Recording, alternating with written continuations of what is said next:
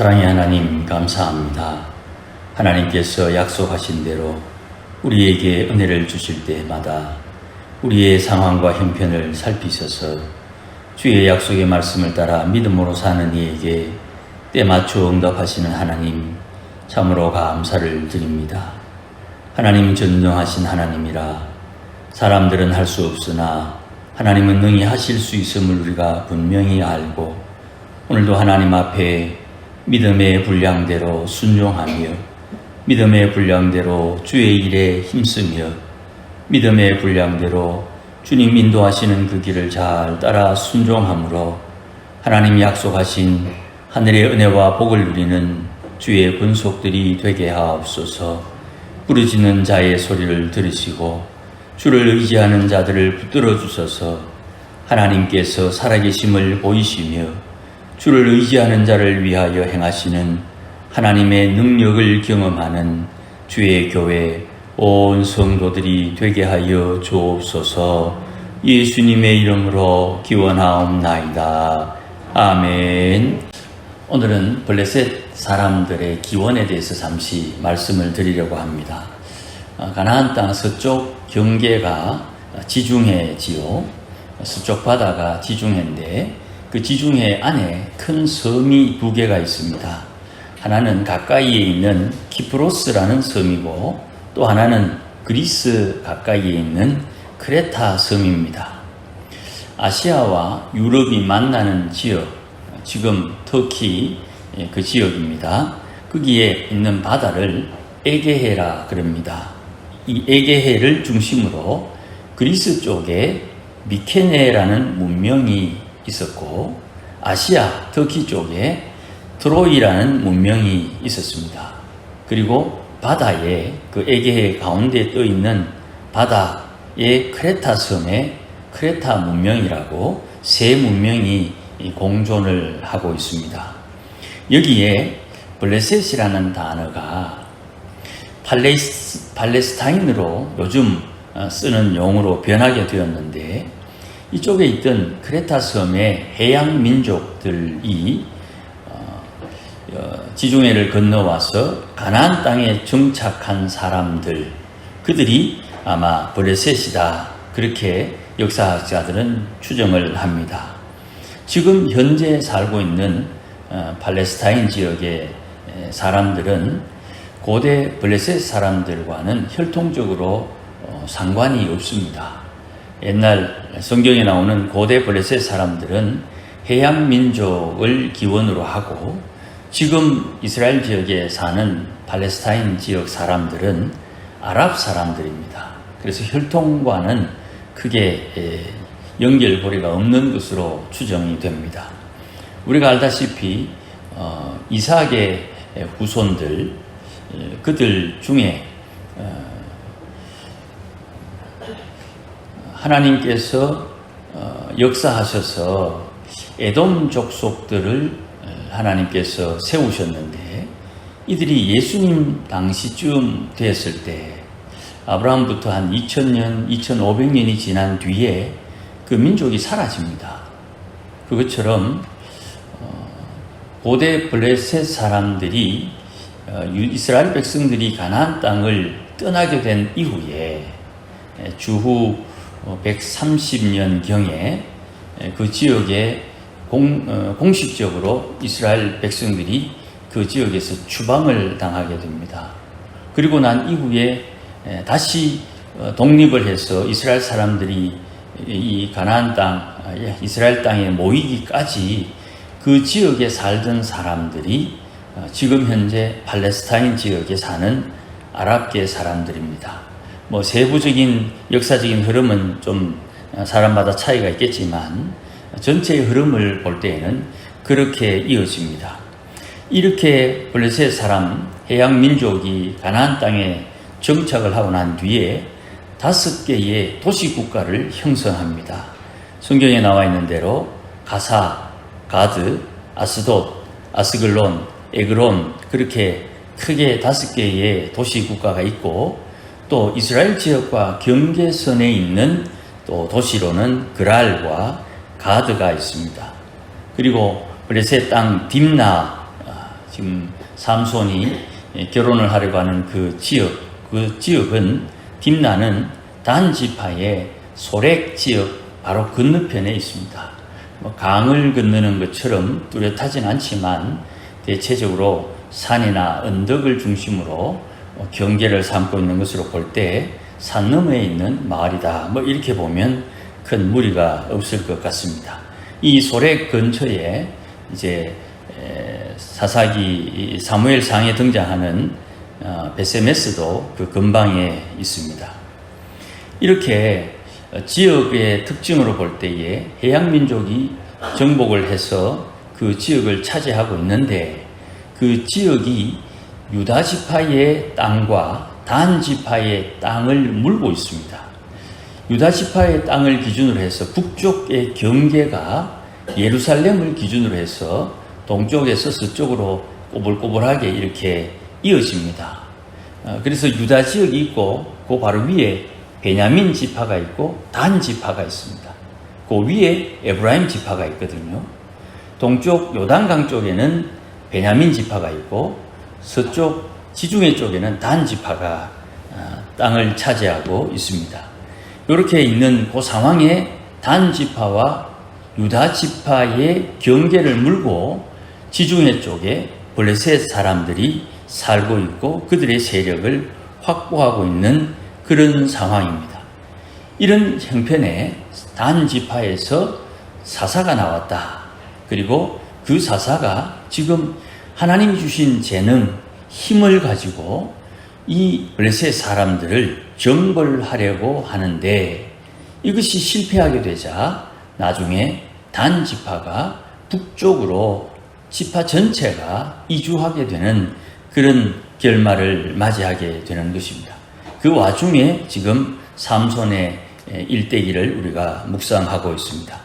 오늘 본문 내용의 시초가 되는 앞부분 8절 말씀해 보시면 삼손이 여우 300마리를 동원해 가지고 사고를 크게 치고 난 뒤에 에담 바위에 머물렀다. 그렇게 기록이 되어 있습니다. 이 에담 바위가 시므온 지파, 유다 지파 안에 시므온 지파가 거처를 정했는데 그 시므온 지파 땅까지 멀리 삼손이 도피를 한 것입니다. 그랬는데 이 시므온 지파 안에까지 들어오려면 유다 지파를 거쳐야만 들어올 수 있거든요. 그래서 블레셋 사람들이 유다 지파와 전쟁을 할 것처럼 진을 쳤다. 그렇게 오늘 9절 말씀에 언급을 합니다. 유다 지파를 왜 압박하느냐? 이것은 좀 우리 입장에서는 좀 답답한데 유다 지파가 그 지역의 땅이 넓고 또 시므온 지파를 포용하고 있기 때문에 아마 블레셋 사람들이 이 유다 지파를 압박한 것 같습니다. 유다 지파가 압박을 당했다는 게 조금 우리 마음에 불편하지요. 믿음이 있고 하나님의 큰 은혜를 입은 유다 지파가 어찌해서 이렇게 압박을 당했을까 그렇게 생각이 되겠습니다만은 다윗 시대의 기사를 잠시 참고하면 블레셋 사람들은 철기 문화를 가지고 있습니다. 그런데 이스라엘 사람들은 아직 청동기 문화를 가지고 있습니다. 그러니까 칼싸움을 해도 쇠로 된 칼이 이 굴이 동으로 된 칼을 늘 이기는 거예요. 물론 동으로 된 칼로 싸우다가 칼에 찔리면 죽습니다만은 아무래도 무기가 더 강력한 무기다 보니까 전쟁에서 좀 상대적으로 어려움을 당한 것 같습니다.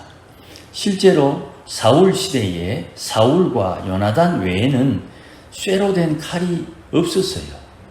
그러니까 그 시대의 문명에 비추어 볼 때 블레셋이 충분히 유다를 압박할 수 있고 또 이 시대의 전쟁은 우리 시대의 전쟁과 전혀 다릅니다. 그 당시에는 무기라는 것이 정해져 있지 않아요. 어떤 이는 낫을 무기로 하고 어떤 이는 꽃갱이를 무기로 하고 어떤 이는 그냥 몽둥이를 들고 나가는 거예요. 그리고 화살을 쏘았을 때 그 화살을 막을 수 있는 방패가 그렇게 썩 좋은 것도 아니었던 것 같아요. 그러다 보니까 전쟁은 우리가 생각하는 그런 전략과 전술의 전쟁은 아닙니다. 그냥 뭐 좀 심한 말로 표현하면 그냥 주무구구식으로 싸우는 그런 전쟁인 거예요. 어쨌든 이런 형편에서 시몬 지파 땅에 있는 이 삼손을 잡아 우리에게 달라고 요청을 하는데, 이 블레셋 사람들의 요청이 유다 사람들 입장에서 볼 때는 압박으로 느껴지는 거예요.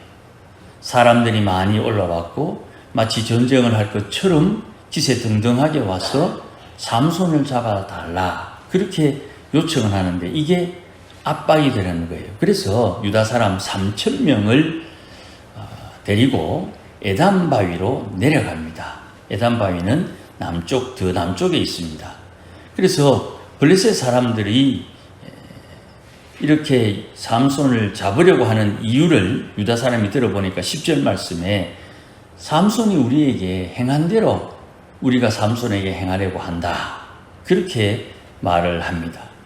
그 말을 듣고 이제 삼손에게 가서 유다 사람이 묻습니다. 네가 왜 그래 했느냐? 그랬더니 삼손이 하는 말 11절에 그들이 내게 행한 대로 나도 그들에게 행했다, 그런 말을 합니다. 그러니까 둘이 만나면 네 잘났다 내 잘났다, 네가 잘못했다 내가 잘못했다, 뭐 이런 이야기를 서로 하는 거예요. 여기에서 블레셋 사람들이 요구하는 내용을 삼손에게 전달합니다. 13절 말씀에 너를 단단히 결박하여 그들의 손에 넘겨줄 뿐이다. 혹시 삼손은 자기 동족이 자기를 해하려고 하는가 하여 그들에게 맹세를 요구합니다. 그러니 유다 사람은 걱정하지 말고 결박해서 블레셋 사람들에게 넘겨주겠다 하고 그를 결박해서 저들이 있는 레히 지역으로 돌아오게 됩니다. 14절 말씀에 보시면 블레셋 사람들이 레히 지역에서 삼손이 붙잡혀 오는 것을 보고 아주 신이 났는지 그에게 큰 소리를 외쳤다는 말씀이 있습니다. 소리를 질렀다. 이 소리를 지른 상황을 통해서 하나님의 영이 임하게 됩니다. 이거 아주 중요한 겁니다. 여러분이 하나님 앞에 탄식하며 기도할 때 얼마나 여러분의 소리를 내서 하나님 앞에 기도합니까? 소리를 지르 기도한다, 이것이 잘 되고 못 되고의 문제가 아닙니다.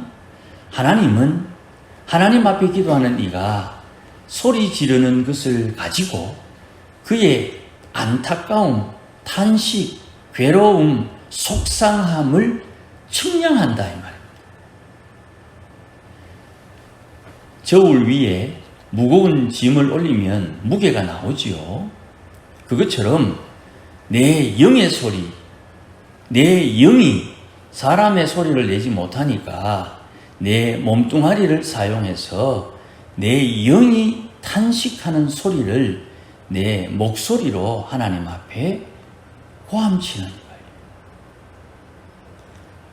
소리 내어서 하나님 앞에 기도하지 않은 것은 아직 덜 답답하다 하는 말이 되는 거예요.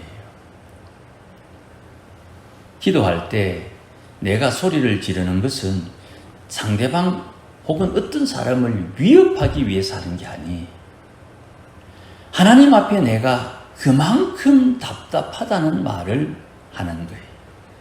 우리가 마음이 속상하고 괴롭고 때로는 악에 받치면 몸도 부들부들 떨고 목소리도 제대로 잘 안 나오고 그냥 고함이라도 하면 확 질러야만 그나마 뭔가 좀 후련함을 느낄 때가 있지요. 소리를 지른다는 것은 기도하는 사람들에게는 반드시 그런 습관을 가져야 돼요. 성경에도 많이 나옵니다만은 찬양할 때 손뼉 쳐라, 목소리를 높여 부르라, 뭐 그런 말씀도 있지만 탄식할 때 하나님 앞에 소리를 지르고 고함을 치는 것이 때로는 발악하는 것 같기도 하고 때로는 아이고, 사람이 성품이 좀 과격하다는 그런 오해를 받을 수 있지만, 하나님께서 어떻게 평가하시느냐를 기준으로 놓고 볼 때는 내 속에 있는 것 하나님 앞에 쏟아낼 필요가 있는 거예요. 매사에 사람들이 점잖다 하는 말을 우리가 종종 하지 않습니까? 사람 참 점잖다. 조선시대 유교를 믿는 그런 사람들의 행동 거지에 보면 양반은 아무리 소나기가 갑자기 와도 뛰면 안 됩니다. 그 양반의 기본 자질입니다. 여러분 다 아시다시피 양반은 결코 세수할 때도 고개를 숙이거나 허리를 숙이지 않습니다. 옛날 양반들은 허리를 뻣뻣하게, 고개를 빳빳하게 세워서 그리고 세수를 했습니다. 그러니 옷이 세수할 때마다 다 젖었겠지요. 그 밑에 종들이 빠니까 자기는 상관이 없는 거예요. 양반다움이 있듯이 성도다움의 기도의 자세는 하나님 앞에 내 영의 탄식함을 고함치는 소리로 표현해내는 거예요. 지금 블레셋 사람들이 자기들이 감당하지 못하는 삼손을 유다지파 3,000명이 가서 잡아왔습니다. 자기들끼리 어떤 이야기가 있었는지는 모르겠고 어쨌든 결박해서 삼손을 잡아오는 이 모양을 보고 이야 신난다 해서 고함을 질렀는데 이 고함이 되레 삼손에게 하나님의 권능이 임하는 이유가 되어버립니다. 이게 중요한 거예요. 저 사람이 하나님 앞에 자기가 당연하다고 해서 기뻐하는 행동을 하는데 그 행동이 고난당하는 주의 백성들에게는 능력이 되고 힘이 되고 생명이 된다. 예수님을 죽이면 끝날 줄 알았는데 예수님이 3일 뒤에 벌떡 살아났다는 말입니다. 그러니 예수님을 죽이려고 온갖 지혜를 짜냈던 마귀가 얼마나 황당하겠습니까? 이걸 우리는 부활의 능력이라 그러거든요. 하나님의 백성들은 눈에 보이는 것에 따르는 것이 아니에요. 하나님의 역사하심을 고대하고 갈망하며 주의 긍휼, 하나님의 일하심을 고대하는 것이에요. 지금 삼손이 자기 동족을 죽일 수가 없어 맹세를 받고 동족이 자기에게 베푸는 긍휼에 따라 결박되어서 지금 블레셋 사람들을 향해 잡혀갔는데 블레셋 사람들 앞에 딱 서니까 하나님께서 삼손을 대신해서 블레셋 사람들이 지르는 그 고함 소리를 통해 하나님의 영이 임하게 되더라 이 말입니다. 하나님의 사람들은 하나님께서 하시는 일을 기다려야 되는 거예요. 주님께서 어떤 일을 하실지 몰라요. 그러나 주님께서 어떤 일을 하실 것이라는 믿음은 있어야 되는 거예요. 그러니 하나님의 사람들은 주의 말씀이 우리를 격동시킬 때 하나님의 성령께서 우리에게 지시하심을 내릴 때까지 기다리는 것이 지혜요. 주께서 주시는 그 은혜와 능력을 가지고 하나님의 일을 감당하는 거예요. 그러니 삼손에게 하나님의 영이 임하니까 밧줄이 불에 탄 것과 같다. 삼이 새끼로 엮어서 불을 타면 그 형태가 그대로 있습니다. 우리 향을 태우다 보면 향 타고 난 뒤에 그 자리에 그대로 나오지요. 모기향을 사르고 나면 모기향이 이렇게 높이가 있으니까 무게에 의해서 툭툭 떨어져서 하얗게 밑에 쌓이지만 그냥 그대로 놔두면 모기향 그 형태가 꽈리가 그대로 있지요.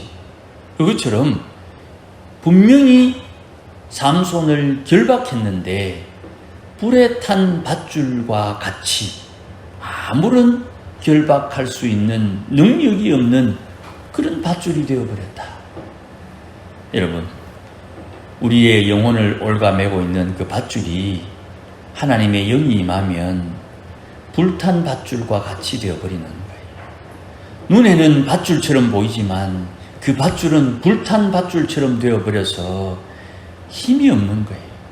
조금만 힘주면 다 사라지고 사그라들고 조금 바람이 세게 불어도 다 날아가 버리고 마는 거예요.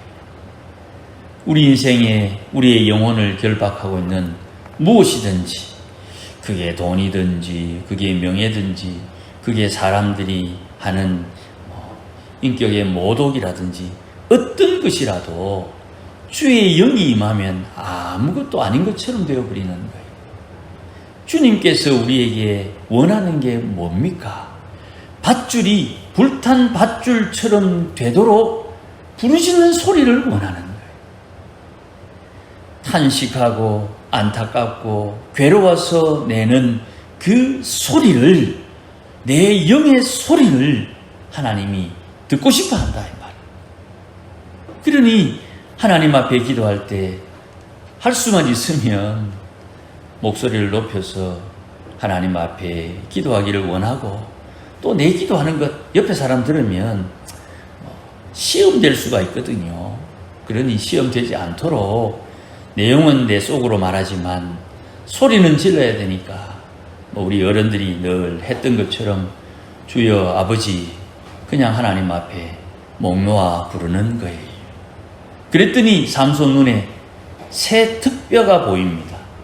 이 새 특뼈라는 말은 나귀에 죽은 지 얼마 되지 않은 뼈가 삼손의 눈에 띄었고 그걸 손에 들고 그 특뼈 가지고 1000명을 죽였다. 1000명을 죽였다 안 죽였다 이거 가지고 또 뭐 시비 거는 사람이 있습니다만은 어쨌든 나귀 특뼈 가지고 1000명을 죽였다. 그래서 그 1000명 죽인 그곳, 블레셋 사람들이 유다의 사람들을 압박하기 위해서 진을 쳤던 그곳 이름을 라맛 레히, 앞에서 말하는 레히가 라맛 레히, 특뼈의 산이라 하는 이름의 지역이 되는 것입니다. 이렇게 1000명을 죽이는 동안 놀래서 도망간 사람도 많이 있겠지요. 이 사람들이 도망가고 난 뒤에 지금 이 시절이 추수하는 그 시절이니까 초여름, 여름이 어간인 거예요. 그래서 이렇게 엄청난 일을 하고 난 뒤에 삼손이 갈증이 생겼다. 그래서 또 한 번 더 하나님 앞에 부르짖습니다. 18절 말씀에 여호와께 부르짖어 내가 목이 말라 죽겠다. 내가 목이 말라 죽는 것은 좋은데 할례 받지 못한 자들의 손에 내가 결박되겠다 하는 이유를 가지고 하나님 앞에 부르짖으니 하나님께서 샘을 터뜨리십니다.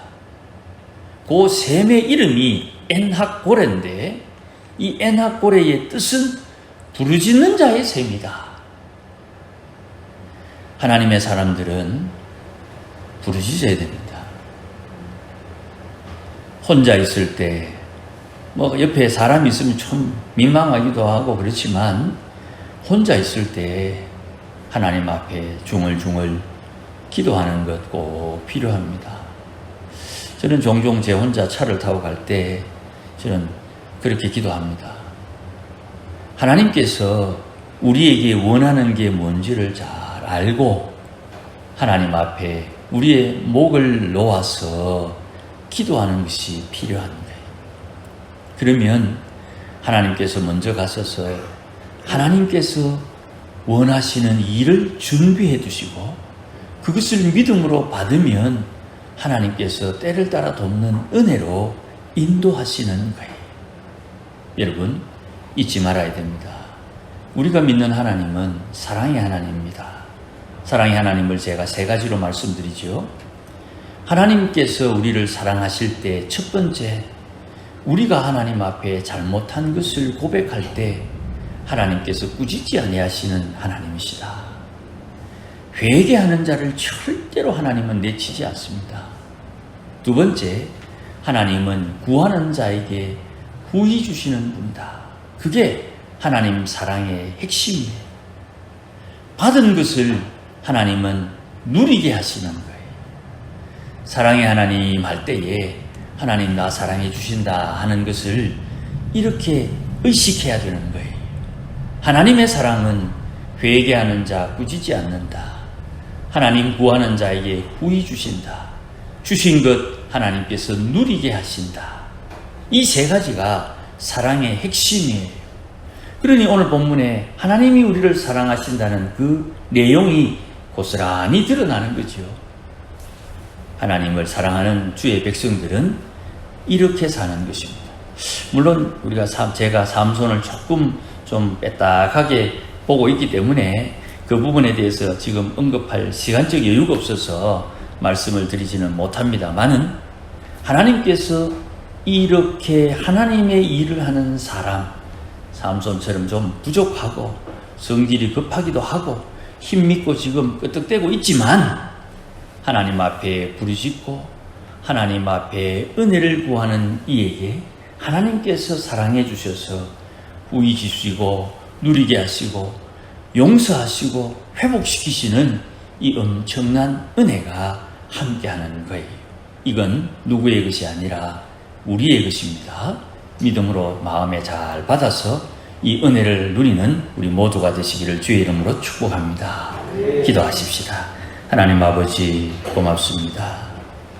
하나님께서 은혜를 주셔서 우리를 주의 선하신 일을 감당할 수 있는 믿음의 자리로, 행하는 행함의 자리로, 구원의 자리로, 사랑받는 그곳으로 우리를 인도하시는데, 우리의 믿음이 약하고 우리의 성품이 옛사람의 악한 성품의 버릇에 길들여져 있어서 아직도 하나님의 선하심을 따르지 못하고 있습니다. 불쌍히 여겨주시고 다시금 우리 심령 가운데 주의 말씀, 주의 계명을 새겨서 오늘도 성령의 인도하심을 받을 때마다 하나님의 인도하심을 잘 따라 순종하여 주님 예비하신 하늘의 은혜와 복을 누리는 주의 권속들 되게 하옵소서. 예수님의 이름으로 기도하옵나이다. 아멘.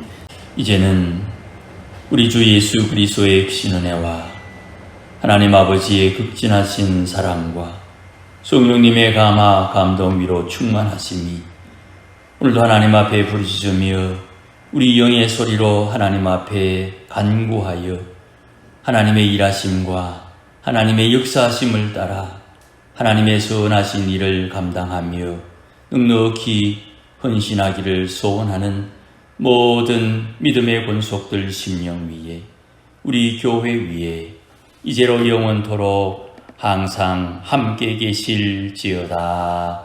아멘.